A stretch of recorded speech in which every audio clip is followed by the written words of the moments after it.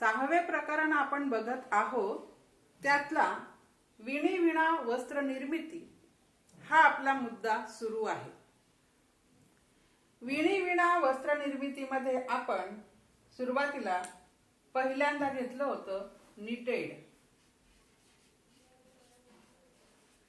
Knitted ही एक पद्धत आपण बघितली वस्त्र निर्मितीची. आज आपण बघणार आहोत फेल्टिंग.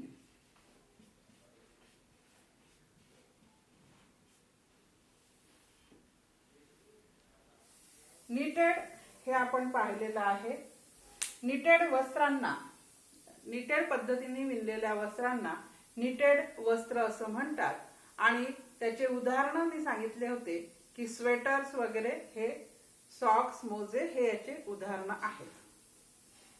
आता निटेड नंतर फेल्टिंग ही पद्धत आपण बघणार आहोत. फेल्टिंग, ह्या फेल्टिंग मध्ये एक विशेष प्रक्रिया असते आणि तंतूंचं धाग्यांमध्ये रूपांतर न करता तंतूंपासून सरळ वस्त्र निर्मिती करतात. हे याचं वैशिष्ट्य. म्हणजे तंतू पासून वस्त्र. या ठिकाणी धागा निर्मितीची प्रक्रिया होत नाही. केवळ तंतूंचं हे वस्त्र असते. हे तंतुमय वस्त्र असते. हे वस्त्र तंतुमय वस्त्र असते.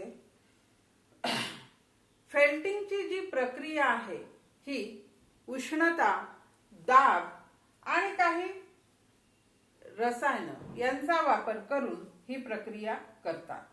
उष्णता, दाब आणि आर्द्रता, रसायन नाही, सॉरी, उष्णता, दाब आणि आर्द्रता यांचा वापर करून आपल्या लोकरी तंतूपासून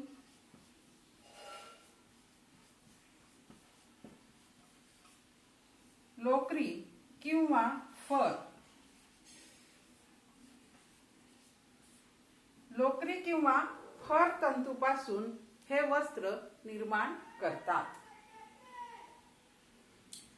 लोकरी तंतूचं सूक्ष्मदर्शकीय गुणधर्म आपण बघितले होते. त्यावेळेला त्याच्यामध्ये त्याचा एक गुणधर्म होता की हा तंतू खवलेदार दिसतो. बघा, आपल्याला हे आठवत आहे का?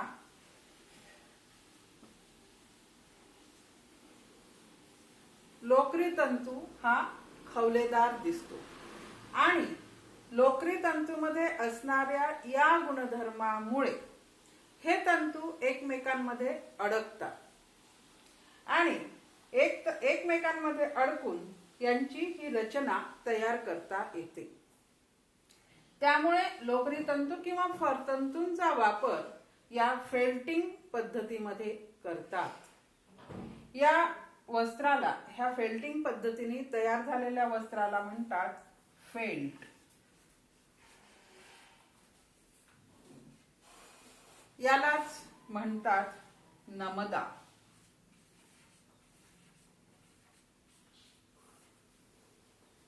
हे जे वस्त्र तयार होते याला नमदा म्हणतात, याला फेल्ट म्हणतात. आता हे जे फेल्ट आहे, हा जो नमदा आहे, या वस्त्राचे वैशिष्ट्य आपण बघू.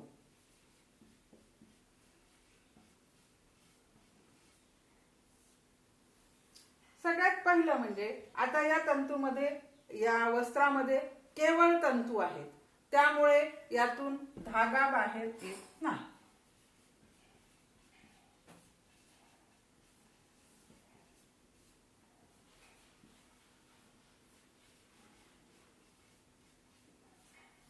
या वस्त्रातून धागा बाहेर येत नाही आणि हे कापड कोणत्याही आकारात आपल्याला कापता येते. म्हणजे ही चिंता नसते की कापड कापल्यानंतर त्यातले धागे निघत असतात. इथे हे असं होत नाही. हे कापड कोणत्याही आकारात कापता येते.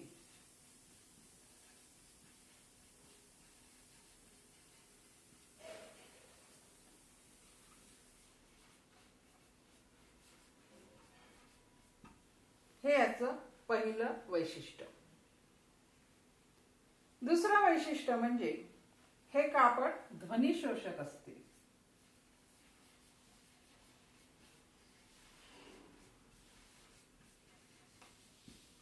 हे दुसरं वैशिष्ट्य की हे जे तंतूंपासून तयार झालेलं कापड आहे हे ध्वनिशोषक आहे, म्हणून हे टेबल खाली अशा किंवा अशा जागी ठेवतात की जिथे ध्वनीवर नियंत्रण ठेवल्या जाते. आवाजावर नियंत्रण ठेवायचं असेल त्या ठिकाणी हे कापड वापरल्या जाते किंवा टेबल खाली सुद्धा हे ठेवल्या जाते. ध्वनिशोषक म्हणजे हे वातावरणातले आवाज ह्या कापडामध्ये शोषल्या जातात, आवाजाची तीव्रता कमी होते. त्यानंतर तिसरं वैशिष्ट्य म्हणजे हे लवचिक नाही.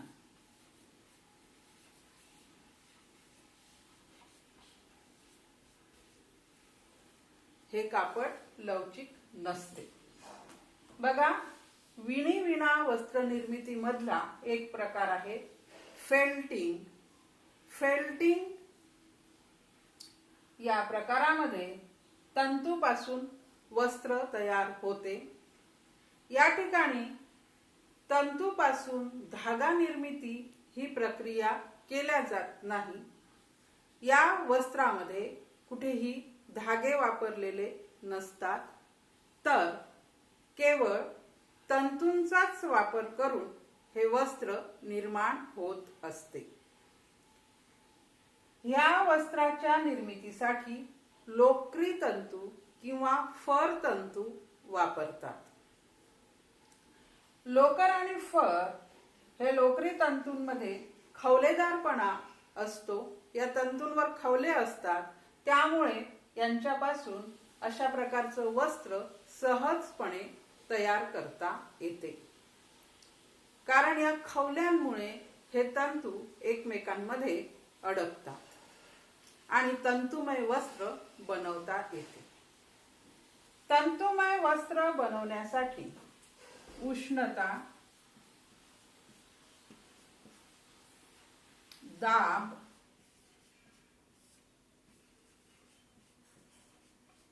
व आर्द्रता.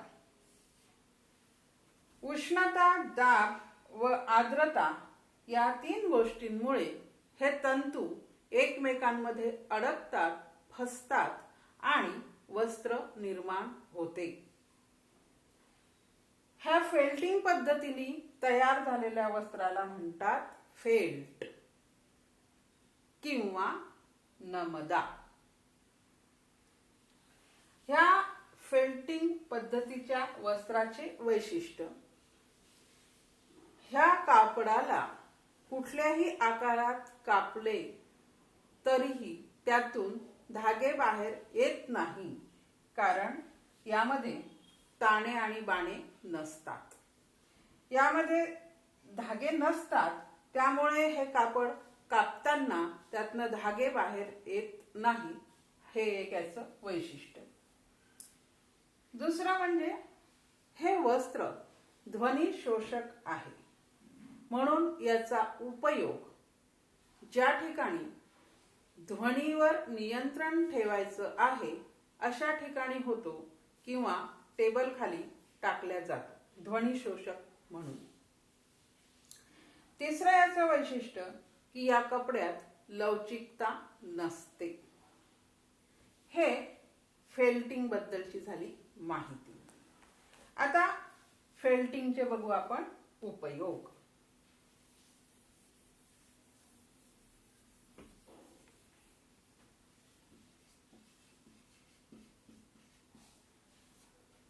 फेल्टिंगचे उपयोग यामध्ये यापासून जे बनतात ते टोप्या,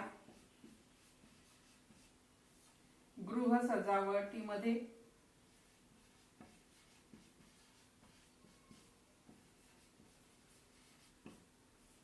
बुटाच्या आतील भाग,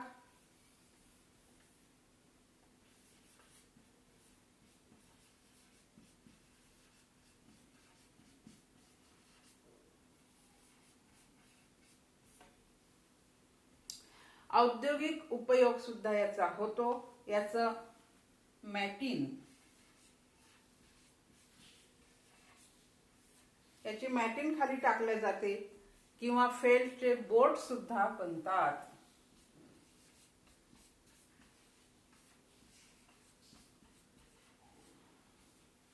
फेल्ट बोर्ड वगैरे वस्तू यापासून बनवतात. बघा, हे असं तंतुमय वस्त्र तुमच्याही नजरेत कुठे आलं असेल. याच्या टोप्या बनतात. त्यानंतर गृह सजावटीमध्ये सुद्धा याचं सामान, याच्या कपड्याचा उपयोग करून काही शो पीसेस तयार करून भिंतींवर लटकवल्या जातात. त्यानंतर बुटाच्या आतील भाग याचे बनवता येतात, बनल्या जातात. मॅटिन जी जमिनीवर टाकल्या जाते त्यामध्ये सुद्धा हे तंतू काही वेळेला वापरलेले असतात. नंतर याच्यापासून फेल्ट बोर्ड सुद्धा बनवल्या जातात.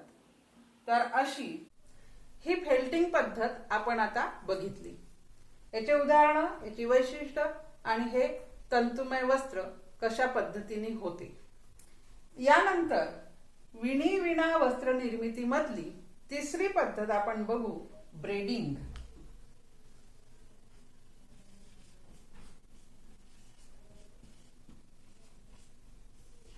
ही विणी विणा वस्त्र निर्मिती मधील तिसरी पद्धत आहे.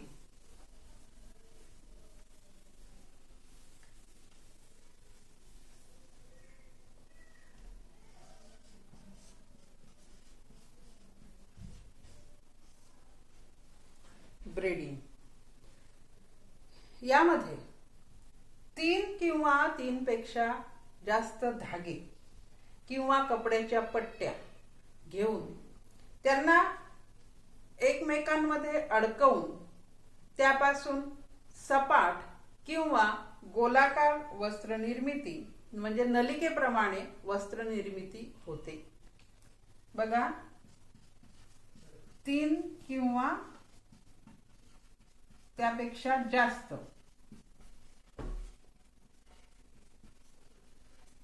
धागे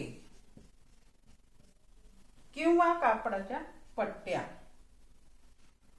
त्याला आपण कपड्याच्या पट्ट्या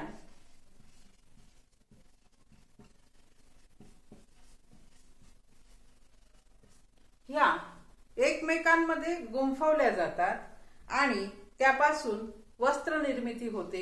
ही वस्त्र निर्मिती सपाट होते किंवा काही वेळेला गोलाकार नलिकेप्रमाणे याची वस्त्र निर्मितीची प्रक्रिया होते. हे वस्त्र लवचिक असते आणि आकारधारक असते. हे वस्त्र लवचिक असते आणि आकारधारक असते. ह्या ब्रेडिंगच्या साह्याने असे हे धाग्यात धागे असे अडकवून ज्या पट्ट्या तयार होतात, या पट्ट्यांच्या साह्याने जे वस्त्र तयार होतात त्याचे कपड्याचे उदाहरण आहे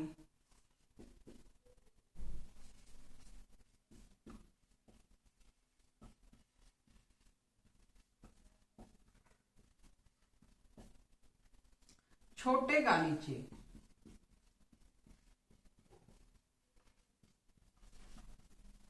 छोटे गालिचे या पद्धतीने तयार करतात.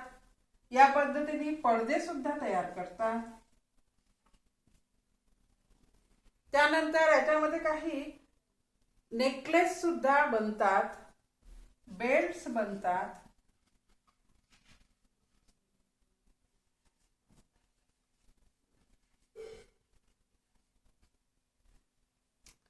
त्यानंतर रिबिन बनतात, अरुंद रिबिनी.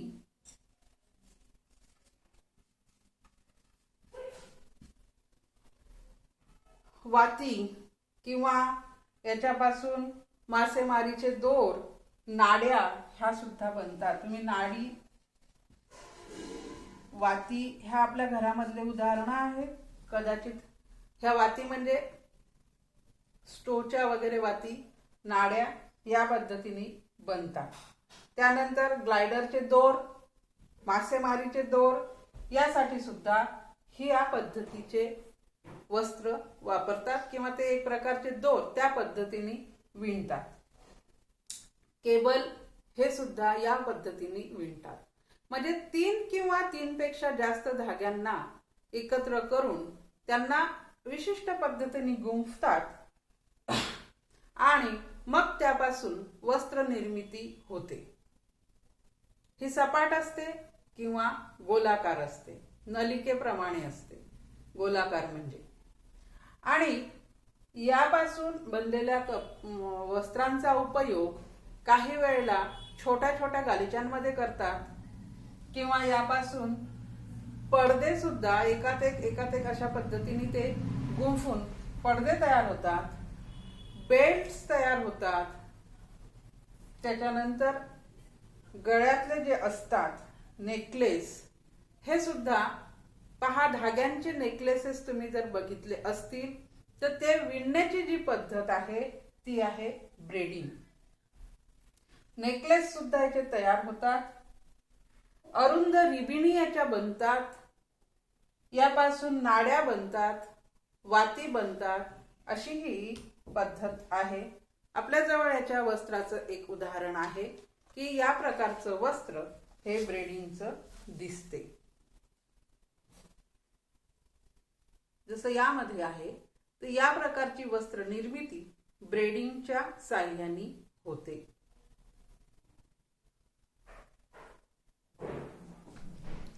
आता ही एक पद्धत झाली ब्रेडिंग.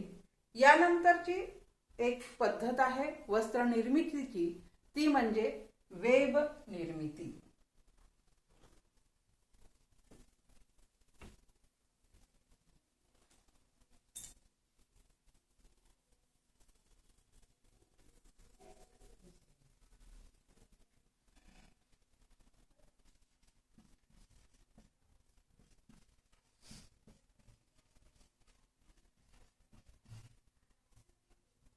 पहा, 1 2 ही तिसरी आणि ही चौथी. वेब निर्मिती ही सुद्धा वस्त्र निर्मितीची एक पद्धत आहे. यामध्ये वेब निर्मिती जी होत असते त्याला फायबर वेब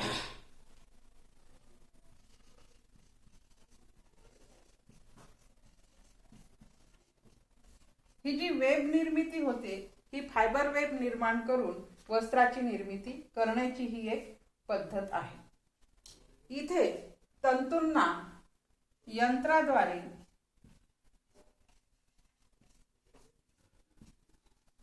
त्यानंतर रसायनाद्वारे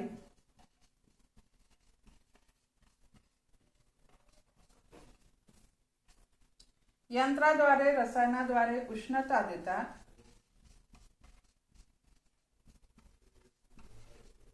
ते वितळतात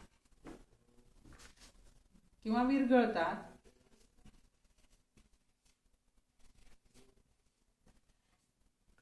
आणि मग त्यांना एकमेकांमध्ये गुंतवून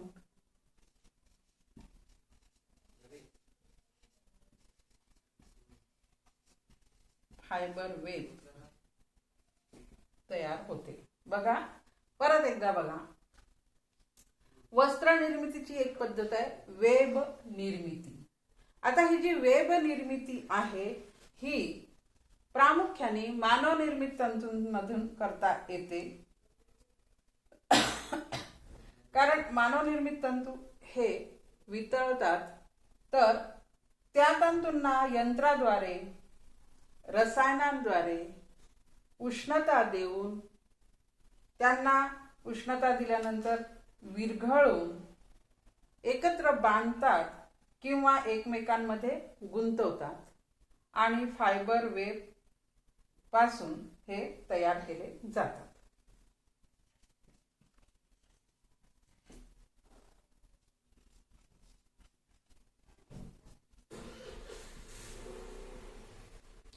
बघा, तंतूंना यंत्राद्वारे रसायनांद्वारे उष्णता देऊन विरघळवून एकमेकांमध्ये गुंतवून फायबर वेब पासून या वस्त्राची निर्मिती होते.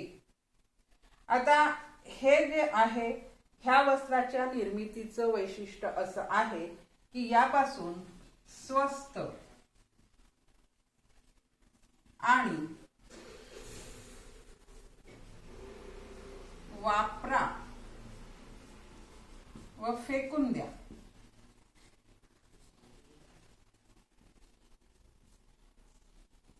या पद्धतीचे वस्त्र निर्माण होतात. ते एकदा वापरायचे आणि टाकून द्यायचे असे वस्त्र, म्हणजे याला आपण यूज अँड थ्रो शब्द वापरतो नेहमी. तर असे वस्त्र वेब निर्मितीच्या साह्याने निर्माण होतात. हे स्वस्तही असतात आणि वापरायचे आणि टाकून द्यायचे असतात. असे वस्त्र, त्याचे उदाहरण आपण जर बघितले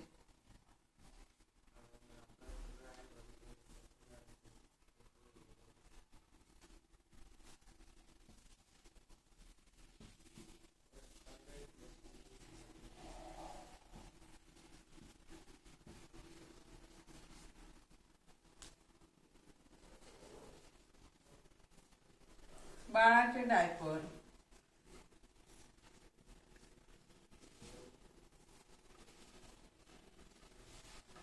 सॅनिटरी नॅपकिन,